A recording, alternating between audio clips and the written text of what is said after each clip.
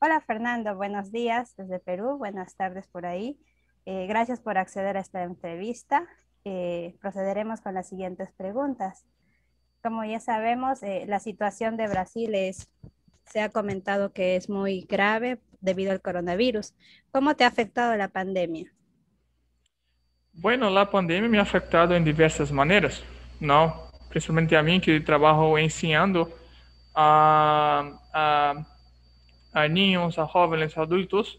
Entonces, el enseñar de forma remota me ha afectado bastante porque no era lo que yo y tampoco mis colegas estaban acostumbrados a hacerlo. Y también la pandemia me ha afectado en mi rutina en mi hogar y también la rutina en la calle, las cosas, en la misma rutina que yo hacía antes de la pandemia me ha afectado bastante. Bien, me dices que ya estás llevando como las clases remotamente, pero el gobierno por ahí ha pensado volver a clases o ha Sí, planeado. exactamente. Lo que pasa es que, por ejemplo, te voy a contar algo de mi ciudad, ¿está bien? Para que después para que pueda hablar del país.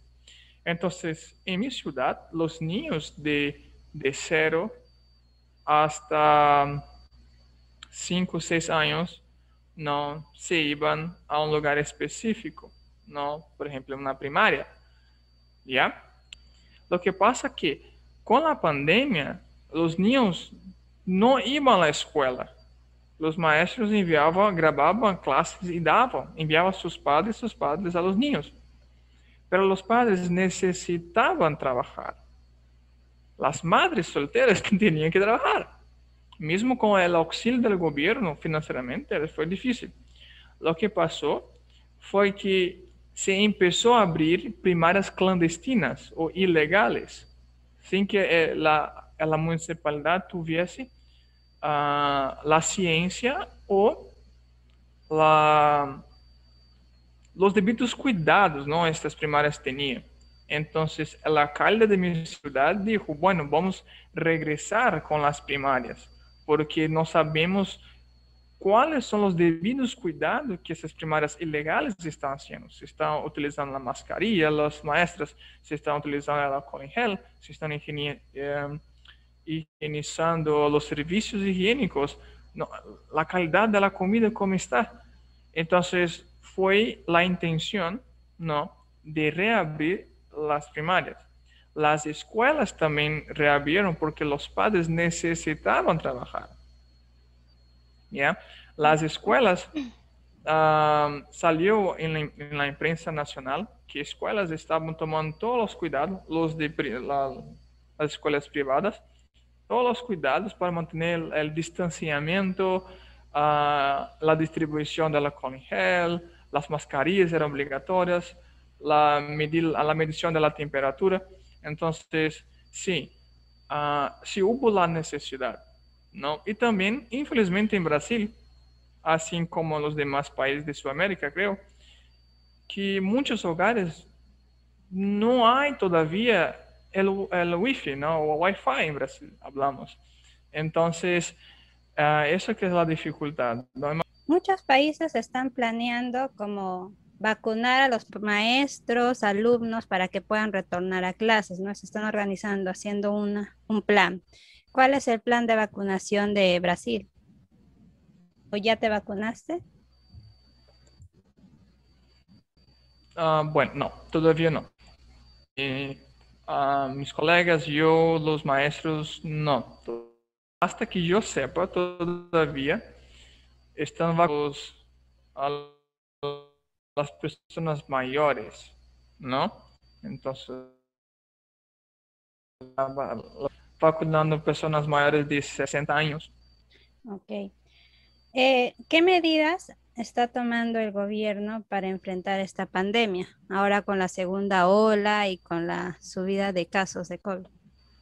Entonces, en Brasil tenemos estados, ¿no? En Perú, que el gobierno federal, el gobierno federal está disponibilizando una cantidad muy grande de dinero para los gobiernos de cada estado, y el gobierno del estado está distribuyendo para las municipalidades de cada estado una cantidad de dinero. Por ejemplo, año pasado, creo que era por mes era más de 3 millones en reales o 2,98 millones de soles para cada municipalidad por mes, más o menos, ¿no?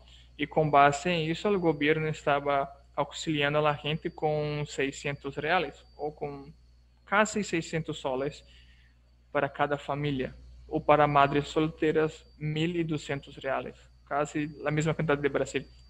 Pero ahora las municipalidades están haciendo barreras sanitarias, ¿no? Por ejemplo, en cada extremidad de la ciudad, en la entrada y en la salida de la ciudad, está haciendo una barrera donde se toma las temperaturas, pregunta como síntomas del coronavirus, ¿no? A los coches, y los que están en buses, todos tienen que bajar en cola, hacer la medición de la temperatura, después ir y todo más. Son colas de 2 horas, de 3 horas, de 4 horas de espera.